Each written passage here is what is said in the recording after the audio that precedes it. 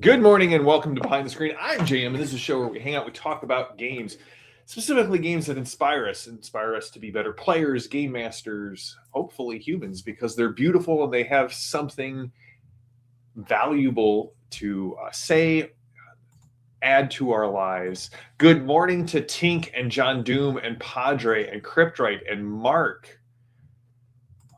Just hello to everyone. I receive, well, we're going to try something new today. So bear with me. We're trying a lot of new things all at once.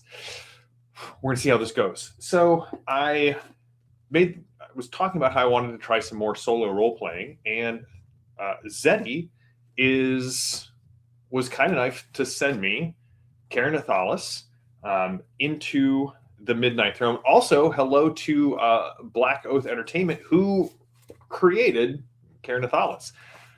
Thank you. This is fantastic. I'm looking forward to do this. No pressure to have the game designer in the chat while we do this. So Ker Nethalas is a solo or cooperative role-playing game. It's designed to be played by one person when you don't have time to, or maybe you don't have a group, maybe you just enjoy the solo role-play aspect of things. I've never done any solo. That's not true. I did do a little of the D100 dungeon. I tried that a little bit and I enjoyed it. And we were talking about it, and then this package shows up for me. Zetty was just wonderful and sent this to me, and I read through it. I was like, wow, this is really cool. Maybe I could do this on my stream. And after talking with a couple of people, they said, hey, that seems like a great idea. Let's try some Ker Nethalas as a solo role-playing game. And then Tink pointed out that I'm an extrovert. And so, of course, the way that I'm going to play a solo role-playing game is hanging out with a bunch of people and having them giving me input. So today we're just going to make a character. And the goal is every Thursday, health permitting, we're going to, in February, and if it turns out to be well received, we may keep it going a little farther. We're going to play some Ker Nethalas.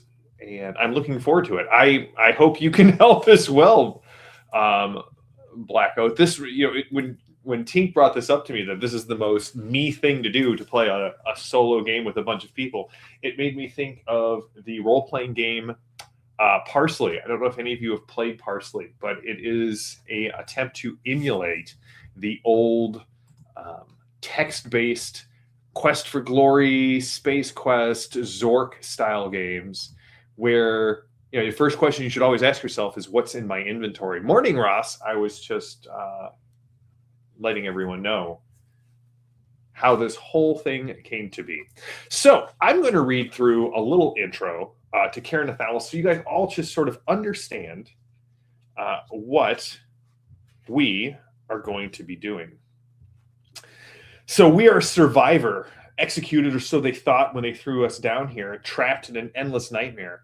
As I explore what's left of the once glorious Valorian ascendancy, I will uncover details about their buried history and customs while trying to survive the many undead horrors that now roam the vast catacombs, temples, and chambers of this necropolis. So essentially, we have, in a very Elder Scrolls-esque sort of way, we are horrors, guys. Horrors. We were tried and convicted for a crime. We were cast into this catacombs, and now it's our attempt to survive a little longer. That's what drives us. And so that's a great hook right off the bat. It's not that like in D100, you're an adventurer going out and doing adventure-y things. This puts your reason for going out and going deeper into the catacombs kind of at the forefront. You survived what should have killed you, and now the only way out is through. And I like that. It gives us a reason to sort of push forward. I think whether we committed the crime or not is going to be up to us. So we're going to start by making our character. And that's what we're going to go with today. And so, like, let's start this off with a D20 roll. I'm going to make 2 D20 rolls for as often of these things as I can, and I'm going to let the chat kind of vote on it. So, were we, well, or I will roll double threes. And all right, am I accused of poaching? Did I hunt illegal game on private land, often to supplement my diet, or sell the animals for profit, disregarding the landowner's rights? Or did I kidnap and abduct children for various reasons, including ransom, forced labor, or adoption without consent? I know what I would like to choose, but I did say I'm going to put this into the group's chat. So the second one, obviously. All right, we've got two votes for kidnapper. I'm going to put that in. All right, let's see here. Under additional notes, accused of child theft. All right, Padre, I do appreciate it. I also appreciate that, Cryptrite. All right, so moving on. Then we have our attributes. I'm going to scroll up here. These are our attributes. Our attributes are health. That's how much damage we can take before we, actually start dying. Toughness, which to me feels a lot like Jackal's Valor. It comes back quickly. You get a D4 back after every fight. You don't lose your health until you go through your toughness. Aether, which is our spiritual psychic power. It powers our magic. Sanity, of which I have but a tenuous grasp on. That is where we are going to, it's for the resistance resolutions. And then exhaustion, which is, it starts at 0. Very easy for me to keep track of here. It increases if we go for too long without sleep or food or exhaust ourselves. Yes, Black Oath, I'm using the new character sheet because I actually have the PDF for Gravebound. And actually, I'm going to put the link to these in the show notes. But I am going to be putting a link to Black Oath's Patreon, because you can get Gravebound, the newest edition for the game, as it's coming out. So I am very excited about this game. So here's the thing. I haven't done a lot of solo role playing, and I've read through like a number of them. And this is the first one that really kind of grabbed me as something that I thought, yeah, I could play this and enjoy it. So I've got my PDF up here of Gravebound Edition. It's I think version 7. Oh man. Again, no pressure. This is just... All right, so health is determined by rolling a d6 and adding 10 to it. We have a health of 13. Not bad, not great, but not bad, kind of average. Our toughness is calculated at 3d6 plus 20. All right, so that first 2 dice gives us a 6, a 10. So we have a toughness of 30. Feeling pretty decent about that. My Aether points are only a 10, a d6 plus 10, or a d6 plus 8. And my tenuous hold on sanity is... Can't even... So crazy, I can't roll the die on the book. Is at an 11. Oh, 13. All right. I feel pretty decent about those stats. Kind of average, but good start to this. Now, I will say, when I do something, I don't do anything kind of half-assed. I actually have a whole new journal prepared for my solo adventuring on this channel. This is a journal. I don't know if you guys have seen these before. This is a Mon Cornet de Poche. So I'm guessing it is a French journal. So I won't hold that against them. One of my favorite stories that Werner Herzog talks about is how he was forced to speak French to save his life, I think while in Africa, when a group of mercenaries showed up and were trying to roll them for money and possibly murder them and take their stuff. And his takeaway from this is that the next time it would happen, he would rather die than speak French. Tink introduced me to that story, and I adore it. Oh, that's a good point. This is my Hongdian Forest series pen. It is one of my favorite fountain pens. Again, with we always go fillable cartridges. We don't use disposable ones. Okay. Let's see here. You do love that clip so much. That's very important. Everyone knows French isn't a real language anyway. Yeah, he said his biggest regret in life was having to speak French to save his. Anyway, this journal is fantastic. The first third is all lined for notes.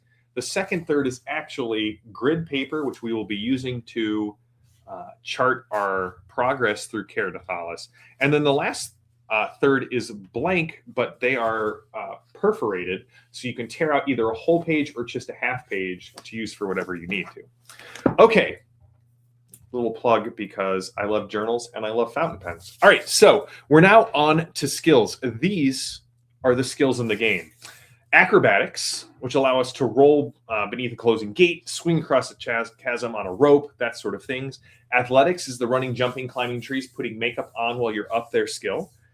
Bladed weapons and bludgeoning weapons, those are our attack skills. Dodge is our ability to get out of harm's way. Medicine is the ability to tend to our own wounds. Perception is our ability to kind of see what's going on. And reason is our ability to understand things and mysteries that we uncover as we come up through the dungeon. Scavenge allows us to find useful bits. Shafted weapons and fist weapons and unarmed combat, those are additional weapon skills. Stealth, used to avoid or hide. And then thievery is the skill to open locks, traps, that sort of thing. One of the interesting things is you'll notice there are no ranged weapons, and that's just because I think for the design of the game, in world, it's because these catacombs are so narrow with so many twists and turns that a ranged weapon is basically useless. I also think from a design perspective, limiting it to melee weapons makes it easier to put the rules together. You can tell me if I'm right about that.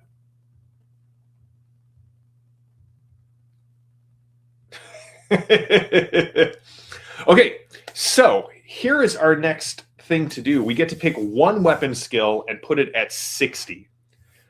I am a fan of bladed weapons, but I could also be convinced to go unarmed or fisticuff weapons. What are we thinking that this character should be his primary weapon? What are our primary and our secondary weapons here? You guys are still talking about France. I realize that's on me. Ooh, I like that, Black Oath. Yeah, I mean, the setting reason is, the diegetic reason is perfect. It makes perfect sense to me as I was reading through it, that little aside note that you said, right? The tight corridors and spiraling tunnels of the Midnight Throne makes ranged weapons all but useless. All right, so I'm going to put bladed weapons at 60. And I'm going to put fist weapons at 40. Those are going to be my two main weapon choices. 3 skills get plus 30 to their base. I do think, well, let's see. This guy was a kidnapper, or at least accused of kidnapping. I think, a club makes more sense. All right, Padre. I'll do that. Bludgeoning. All right, we're going to put athletics at plus 10. We're going to put perception at plus 30, and my third one is we're going to put stealth at 30. Now I get 2 skills at 20. I'm thinking thievery and dodge, and I get 3 skills at 10. So we'll go reason, scavenge, and medicine. All right. Don't bring a knife to a club fight. It's true. I used dodge. Yes, I have dodge at 30 there, Ross. I may regret that, but we'll see. All right. We are almost done with character creation. It is a very streamlined character creation progress. Perfect. All right, that is good. That is good to keep in mind, Black Oath. Yeah, if I have to make a new character, we'll run with it. We'll run with it some more.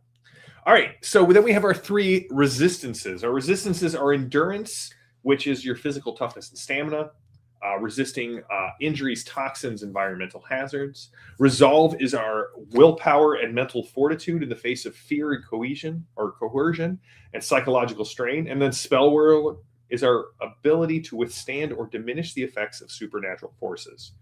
Now, one of these resistances starts at 40, the other 2 at 20. I don't think this guy has any reason to have been trained in resisting spells. And I think the other thing is this guy feels to me like a pretty physical character. So let's start like that. All right. Now, our good friend Zetty put together all of the lists. So if you're a member of the Iconic Patronage, go over to the behind the screen channel and you can follow along. But we get to pick 2 masteries, and masteries they're kind of our classes. They give us specific powers, abilities, moves, and essentially we're going to walk away with this with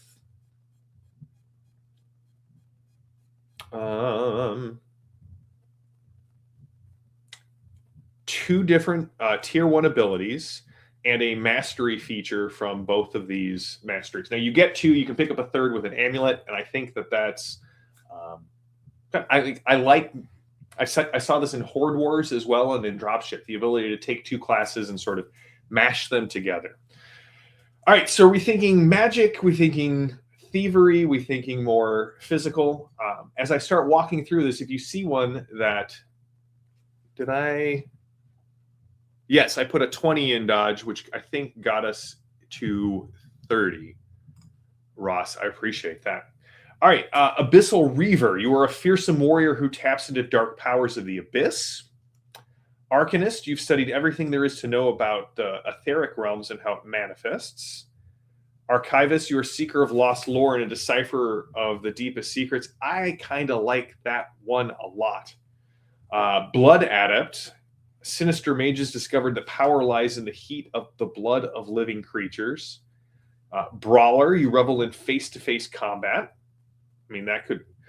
Bulwark, you mark into combat as a walking fortress, impervious to your enemies' futile attempts to bring you down. Caustic Blade, you hold dominion over acid and corrosion. I don't feel like Commander fits well with him. Duskblade, I'm a master of the art of assassination. That one could work really well with this. Emissary, I'm a voice of a deity. That doesn't really fit with what I was accused of. Flamecaster, Frost Reaver, Gravecaller. Hexmancer, which is somebody who is a curse, levels curses at their enemies. Icon Caller, Mindbender. I do love psionics in games. Ritualist. You've studied the ancient words and symbols of power. Stormbrand. Thornbinder. Life claws its way through soil and stone, even in the damn forgotten corners of Ker Nethalas. You've learned to speak the language of the creeping vine and the piercing thorn. Tracker feels like one that I should go with. Umbral Phantom, you are one with the shadows and the darkness as your domain. Weapons Master. Wraith, superhuman feats of evasion seeming to be everywhere at once. That one's kind of cool. Wraith Spawn. And Zealot. So I'm thinking right now Tracker and a couple of other ones. All right, Blood Adept and Tracker. Molly likes Flamecaster or Mindbender. Brawler, Umbral Phantom. So what are you thinking? All right, Brawler and Tracker.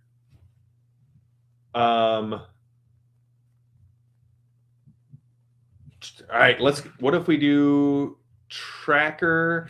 All right, put it to the vote, everybody. Umbral Phantom or Brawler is my second choice.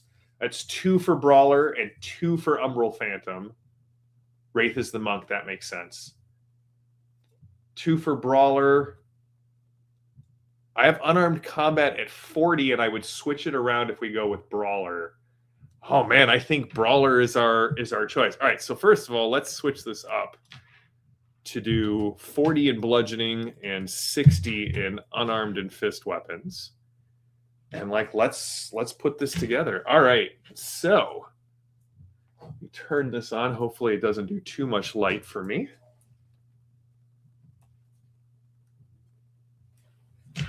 All right, creating my survivor. Mastery. The first one we decided to go with was Brawler. Increase the damage. Mastery feature is Stone Fists.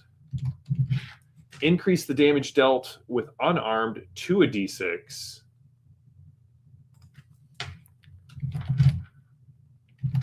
Stone Fists. Skill is unarmed. It does a d6 damage, and I get to plus a d4 bludgeoning damage to the damage pool. And my tier 1 reaction is called Faint. Let's just make sure. Mark is saying I'm the thug of the operation who got framed for the crime. I do like that. All right. Faint and requires a dodge check. Let me see if I can put all of this in here. I don't think I can. We're just going to... All right. So basically, after being attacked by a physical attack, I can feint a block leveraging my position. If my dodge is successful, my next attack is plus 20 instead of plus 10. Now, what also do I have to do this is where did I train? We trained at the Whispering Pines Academy. Whispering Pines Academy is a sanctuary where martial artists dedicate themselves to the mastery of unarmed combat. Within this tranquil setting, the students train under the guidance of experienced masters from diverse backgrounds. They learn a wide range of martial arts techniques and principles, developing agility, balance, and the ability to adapt their fighting style to any situation. Now, my second one is Tracker. I get Survivor, where I have advantage on all scavenge and perception checks.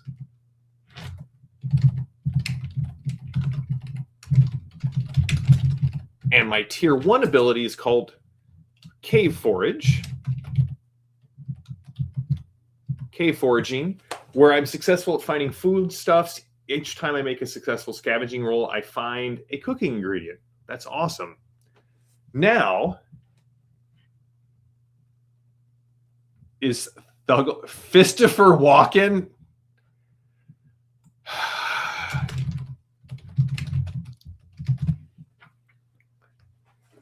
So, Mark, you and Tink, you will find this funny. The second ability on Tracker is Set Traps. We have a guy in our Wednesday group who that's all that he wants the ability to do is just set just all the traps in the game.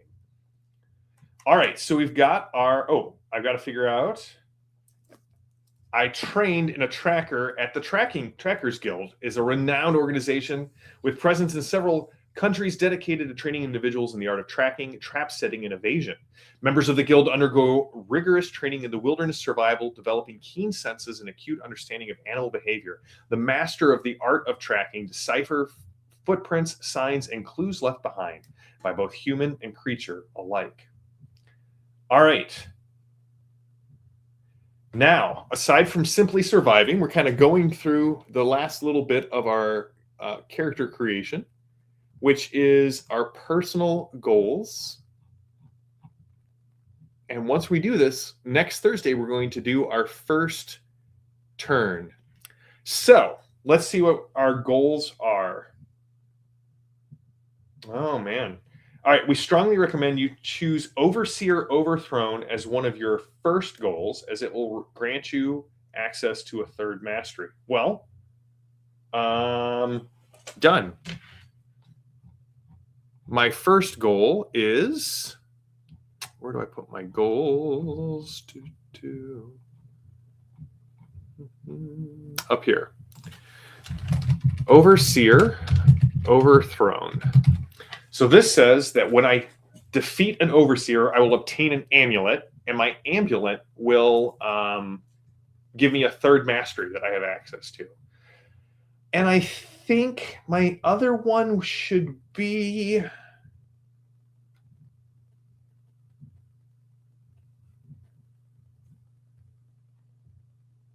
Should we do bludgeoning damage expert, deal 200 bludgeoning damage total, or Marauder, Brawler, defeat 50 opponents with the unarmed combat and fist weapon skill. That gives me +1 damage while doing a fist weapon. Yeah, no, I'm with you. I'm with you, Ross. Brawlers are going to be our other personal goal. Now, so these are like achievements. Maybe we could say new achievements. And they are, as you work through these goals, you are able to gain rewards and then select new personal goals. All right, so that's it. Fistifer Walken has been created. I may change that name, but it made me giggle today.